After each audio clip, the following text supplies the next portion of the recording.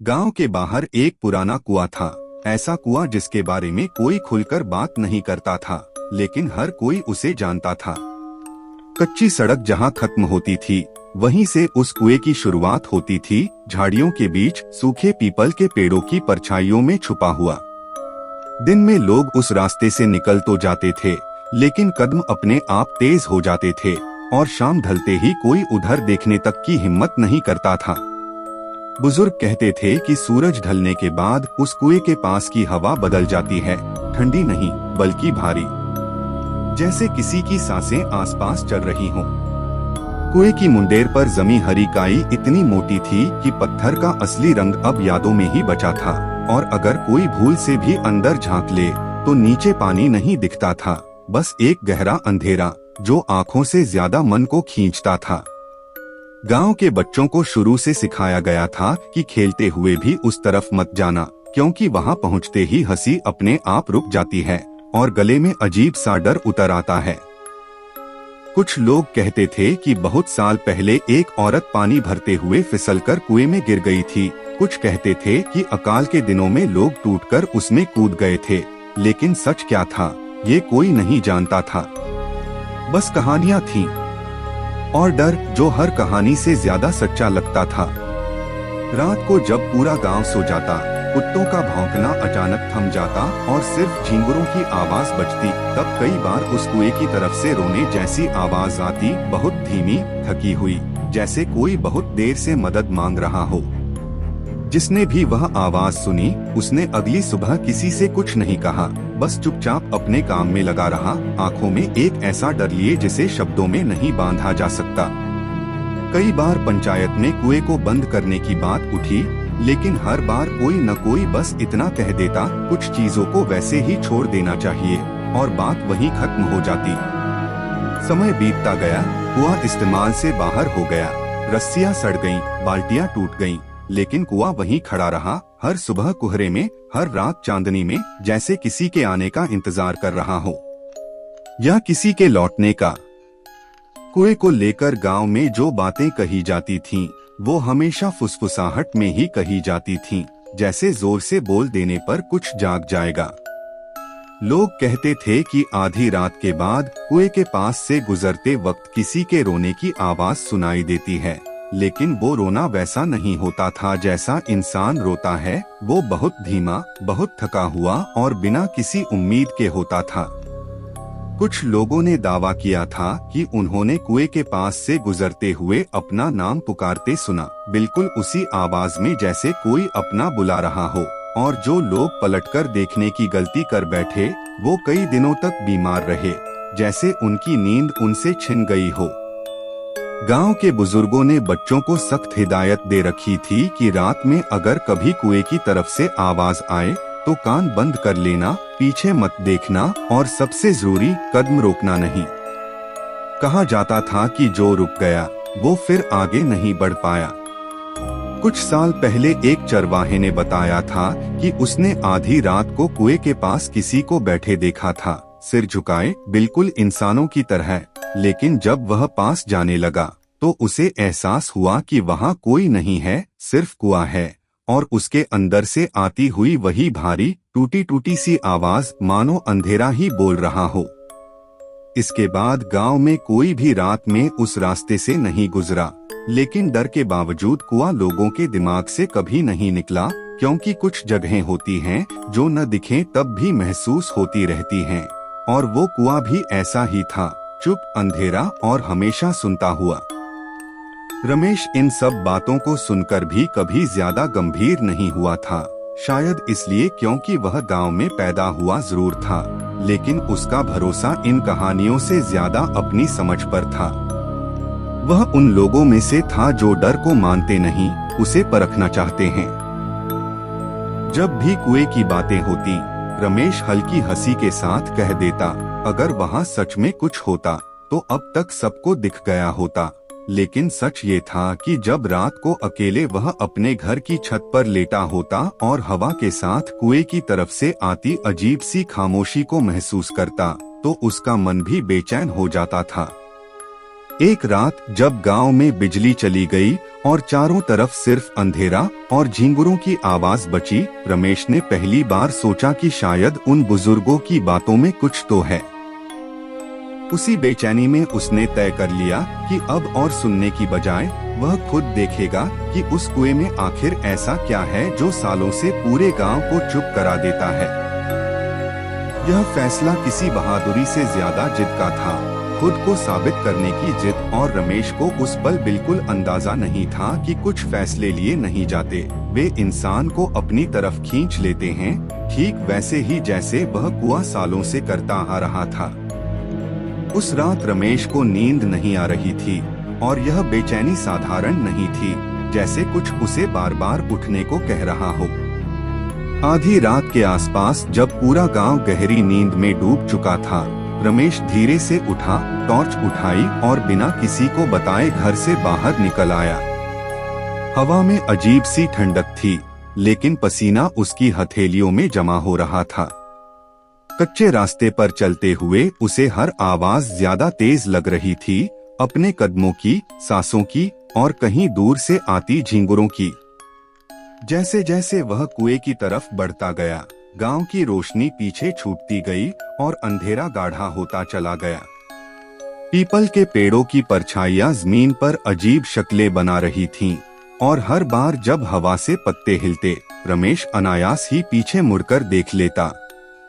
थोड़ी ही देर में कुएं की गोल मुंडेर अंधेरे में उभर आई, बिल्कुल वैसी ही जैसी वह कहानियों में सुनता आया था। और उसी पल रमेश को एहसास हुआ कि अब लौटना उतना आसान नहीं रहा, क्योंकि डर पीछे नहीं था, वह सामने खड़ा था। रमेश कुछ पल तक वहीं खड़ा रहा, जैसे उसका शरीर आगे बढ़ना चाहता हो लेकिन मन पीछे खींच रहा हो। टॉर्च की रोशनी कांपते हाथों से उसने कुएं की मुंडेर पर डाली, जहां काई अब भी गीली और ठंडी लग रही थी, और जैसे ही उसने हल्का सा झुककर अंदर झांकने की कोशिश की, उसी पल नीचे से एक आवाज उठी, बहुत धीमी, इतनी धीमी कि पहले तो लगा जैसे हवा ने कोई शब्द बना दिया हो, लेकिन अगले ही पल वह आवाज साफ हो गई, पानी नहीं। रमेश की सांस अटक गई, दिल जोर से धड़कने लगा, और इससे पहले कि वह खुद को संभाल पाता, वही आवाज फिर गूंजी। पहले से ज्यादा पास, पहले से ज्यादा साफ रास्ता चाहिए। यह आवाज किसी बच्चे की नहीं थी, न किसी बूढ़े की, बल्कि ऐसी थी जैसे किसी ने बहुत समय से बोलना छोड़ दिया हो और अब शब्द भी थक गए हों। रमेश पीछे हटना चाहता था, लेकिन उसके पैर जैसे जमीन में धंस गए हों, और उसे पहली बार एहसास हुआ कि जो डर वह अब तक कहानियों में सुनता आया था, वह असल में आवाज नहीं, बल्कि वह खामोशी थी जो आवाज के बाद फैल जाती है, भारी, दबाने वाली और सांस छीन लेने वाली। रमेश ने पूरी ताकत लगाकर अपने पैरों को पीछे खींचने की कोशिश की, लेकिन जितना वह जोर लगाता, उतना ही उसका शरीर कुएं की तरफ झुकता चला जाता, जैसे जमीन ने उसे थाम नहीं बल्कि धकेलना शुरू कर दिया हो।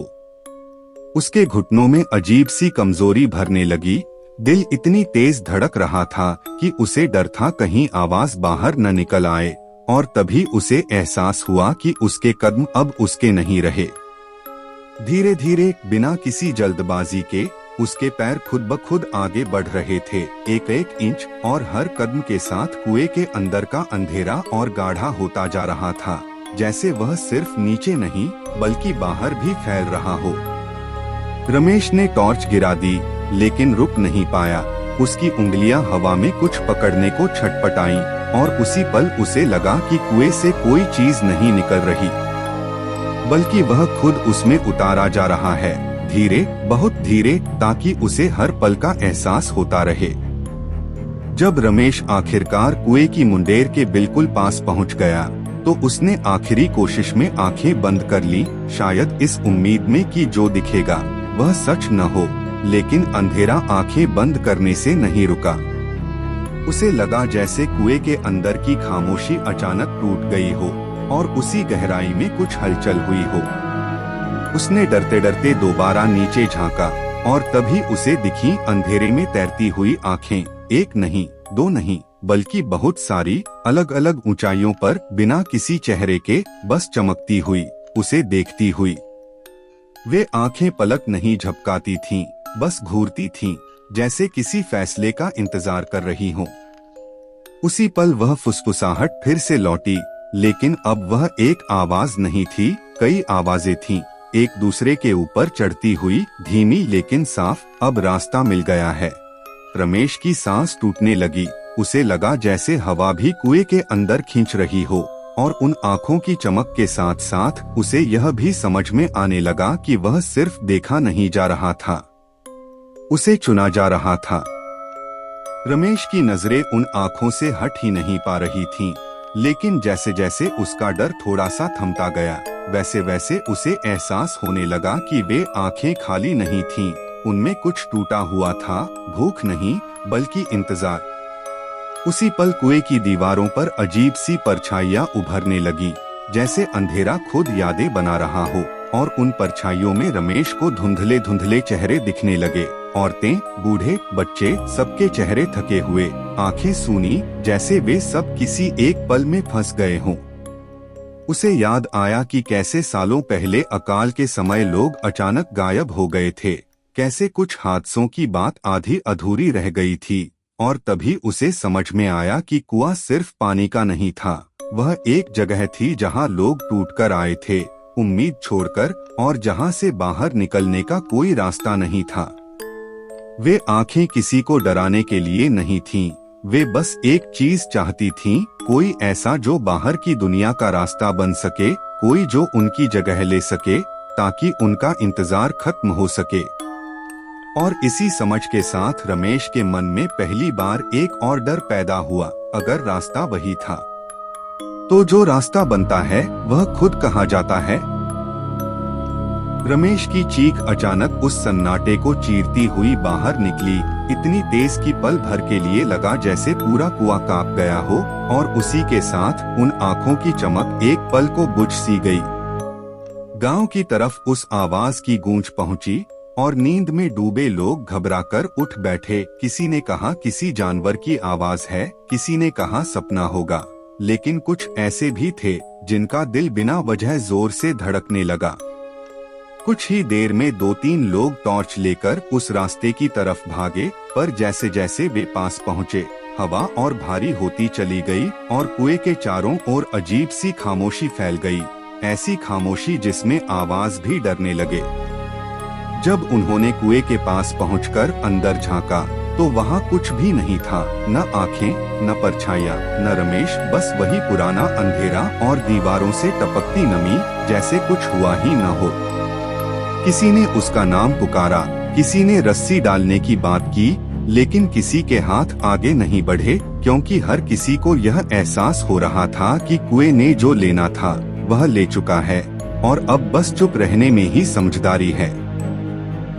अगली सुबह गांव के कुछ लोग चुपचाप इकट्ठा हुए, और बिना ज्यादा बात किए कुएं के मुंह को पत्थरों से भरने लगे, जैसे शब्द बोलना भी किसी को बुला सकता हो। किसी ने रमेश का नाम नहीं लिया, लेकिन हर किसी को पता था कि वह अब वापस नहीं आएगा। कुआं बंद हो गया, रास्ता मिटा दिया गया, और गांव ने खुद से वादा कर लिया कि अब उस तरफ देखा भी नहीं जाएगा। फिर भी कुछ चीजें बंद करने से खत्म नहीं होती।